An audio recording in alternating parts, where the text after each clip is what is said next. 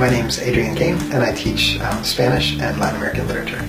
I became interested in teaching Spanish because, one, I enjoyed it as a student, and I thought it would be fun to teach it.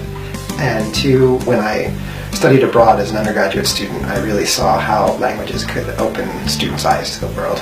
I teach two surveys of Latin American literature. One is Spanish 403, which is a survey of literature from the pre-Columbian times through the end of the 19th century, just a little bit into the 20th century. And then the second part of that Latin American survey is mostly 20th and 21st century Latin American literature.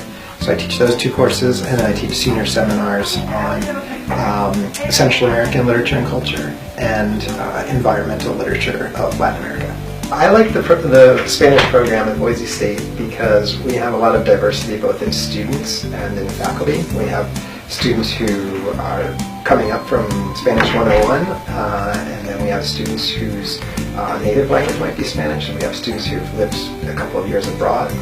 So there's a nice diversity in our classes, and I would say we also have a good diversity in terms of faculty too. We have faculty from all different parts of Latin America and Europe, and so students are exposed to a variety of different accents and cultural expertise. One of my favorite words in Spanish is onda, and I like it. It's a word that's used a lot in Mexico. I like it because it can be used in a lot of ways, like que onda means like what's up, how's it going. It's also the name of a literary movement that took place in the late 60s in Mexico during the countercultural revolutions. You could say someone es buena onda, like they're a good person, they're good people, as people say.